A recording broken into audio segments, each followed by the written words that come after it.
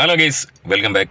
സുരേഷ് ഗോപിയെ സംബന്ധിച്ച് പറയുകയാണെങ്കിൽ ഞാൻ സുരേഷ് ഗോപി ഏറ്റവും കൂടുതൽ സപ്പോർട്ട് ചെയ്തുകൊണ്ടിരുന്ന ഒരു വ്യക്തിയാണ്. സുരേഷ് ഗോപി സപ്പോർട്ട് ചെയ്തുകൊണ്ടുള്ള വീഡിയോസൊക്കെ ലക്ഷങ്ങൾ എൻ്റെ ചാനലിൽ ഇപ്പോഴും കിടപ്പുണ്ട്. ഞാൻ നേരത്തെ പറഞ്ഞുകൊണ്ട് ഒരു കമ്മ്യൂണിസ്റ്റുകാരനാണ്, CPM ആണ് എൻ്റെ പാർട്ടി. എന്നാൽ സുരേഷ് ഗോപിയെ പോലുള്ള വ്യക്തികളെ എനിക്ക് ഇഷ്ടമാണ്. നരേന്ദ്രമോദി എനിക്ക് വലിയ താല്പര്യമുള്ള ഒരാളാണ്. എന്നാൽ സുരേഷ് ഗോപിയുടെ ഈ ഒരു വിജയത്തിന് ശേഷം സുരേഷ് ഗോപിയിൽ വന്നൊരു മാറ്റം, പലതരത്തിലുള്ള മാറ്റം അദ്ദേഹത്തിൽ വന്നിട്ടുണ്ട് എന്നാണ് മനസ്സിലാക്കാൻ സാധിക്കുന്നത്. പലരും അതിനെക്കുറിച്ച് ചർച്ച ചെയ്തിട്ടുണ്ട്.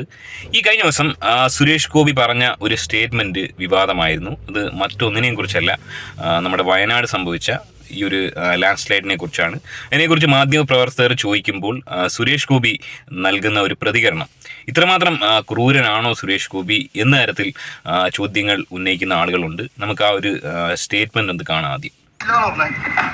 ദേശീയ ദുരന്തം എന്ന് പറയുന്ന ഒരു സംഭവം ഇപ്പോൾ ഉണ്ടോ? അങ്ങനെയില്ല. നമുക്കൊരു സഹായം വേണ്ട. കേരളത്തിന് സഹായം വേണ്ട. സഹായം പ്രഖ്യാപിച്ചിട്ടുണ്ട്. അതിനുള്ള ഇടപെടൽ നടത്തിയിട്ടുണ്ടോ? അതിനുള്ള കാര്യങ്ങൾ നടത്തും. ഒരു അടിയന്തരമായ ധനസഹായം ഒന്നിനും പ്രഖ്യാപിച്ചിട്ടില്ല ഇതുവരെ.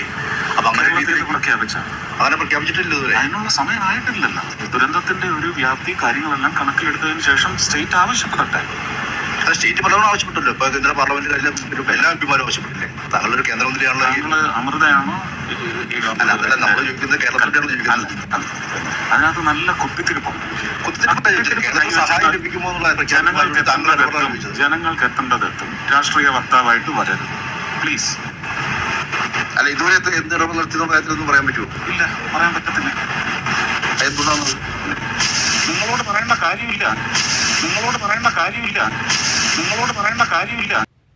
ഈ ഒരു സംഭവമാണ് വിവാദമായത്. അതായത് സുരേഷ് ഗോപി ഈ ഒരു വിഷയത്തിൽ സ്വീകരിക്കേണ്ട ഒരു സീരിയസ്നെസ് സ്വീകരിച്ചിട്ടില്ല എന്ന് വ്യക്തമായി നമുക്ക് മനസ്സിലാക്കാൻ സാധിക്കുന്നുണ്ട്. സുരേഷ് ഗോപി മറ്റെന്തിനോ വേണ്ടി തിരക്കിട്ട് പോകുന്ന ഒരു പ്രതീതിയാണ് കാണുന്ന പ്രേക്ഷകർക്ക് ഉളവാക്കുന്നത്.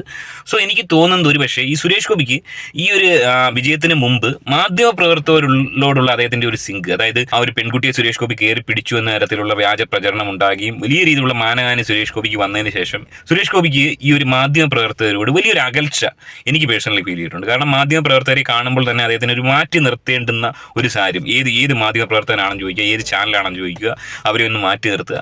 അതൊരു പക്ഷേ തീർച്ചയായും ഈ മാധ്യമപ്രവർത്തകരുടെ ഭാഗത്ത് നിന്ന് ഇത്തരം യൂസ്ലെസ്സുകളായ കുറച്ച് മാധ്യമപ്രവർത്തകർ അദ്ദേഹത്തോട് കാണിച്ച ആ ഒരു അനീതിയുടെ ഒരു പ്രതിഷേധമായിട്ട് തന്നെയാണ് എനിക്ക് തോന്നിയിട്ടുള്ളത്.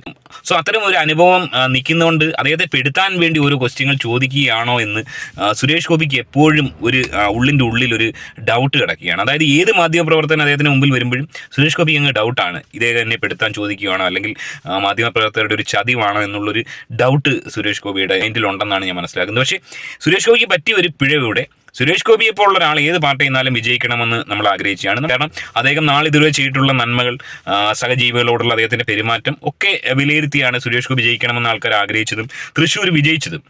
എന്നാൽ ഈ വിജയത്തിന് ശേഷം കഴിഞ്ഞ ദിവസം മറ്റൊരു സംഭവം നമ്മൾ കണ്ടത്, സുരേഷ് ഗോപി ഇങ്ങനെ ഒരു നേരീതിയൊക്കെ പോസ്റ്റ് പോകുമ്പോഴത്തേന് വേറൊരു ജാതിയിൽ താഴ്ന്ന ഒരാളാണെന്ന് തോന്നിപ്പിക്കുന്ന ഒരാൾ കയ്യിൽ തട്ടുകയും കൈ അടിച്ച് താഴോട്ട് കുടയുകയും ചെയ്യുന്നൊരു സന്ദർഭം നമ്മൾ കണ്ടിരുന്നു.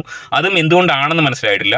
അതുപോലെ തന്നെ പരാതി കൊടുക്കാൻ വന്ന മറ്റൊരു സ്ത്രീയെ അവജ്ഞയോടെ തള്ളി മാറ്റുന്ന ഒരു സീനും നമ്മൾ കണ്ടിരുന്നു. അതിൻ്റെ ഒന്നും ആധികാരികത നമുക്കറിയില്ല. എനിവേ, അത്തരം ഒരു പ്രവർത്തികൾ തീർച്ചയായും സുരേഷ് ഗോപിയിൽ അർപ്പിച്ചൊരു വിശ്വാസം നഷ്ടപ്പെടാനുള്ള സാഹചര്യം ഉണ്ടാവാം. ഒരുപക്ഷെ BJPയുടെ ഉന്നതതല അധികാരികൾ തീർച്ചയായും സുരേഷ് ഗോപി അത് ധരിപ്പിക്കണം. കാരണം അദ്ദേഹം ആദ്യമായിട്ടാണ് രാഷ്ട്രീയത്തിൻ്റെ ഈ ഫീൽഡിൽ വിജയിച്ച് MP ആവുന്നത്. ജനങ്ങൾ വിജയിച്ച് MP ആക്കുന്ന അല്ലെങ്കിൽ ഇപ്പോൾ മന്ത്രിയാകുന്ന ഒരു വ്യക്തി ജനങ്ങളുടെ വിശ്വാസം തള്ളിക്കളയുകയാണെങ്കിൽ പിന്നെ ഒരു കാലത്തും ജയിക്കാൻ പറ്റുന്ന ഒരു സാഹചര്യം ഇല്ലാതെയായിപ്പോവും. ഒരുപക്ഷെ അദ്ദേഹം നല്ല രീതിയിൽ പ്രവർത്തിച്ച് ജനങ്ങളുടെ ആ വിശ്വാസം കളയാതിരിക്കുകയാണെങ്കിൽ തീർച്ചയായും അടുത്ത നിയമസഭാ തെരഞ്ഞെടുപ്പിൽ BJPക്ക് കേരളത്തിൽ വലിയൊരു മുതൽക്കൂട്ടാവും സുരേഷ് ഗോപിയുടെ ഒരു സാന്നിധ്യം. സോ ഇത്തരം പ്രവൃത്തികളിലൂടെ അതില്ലാതായി പോകുന്ന ഒരു സാഹചര്യം ഉണ്ടാകുന്നു.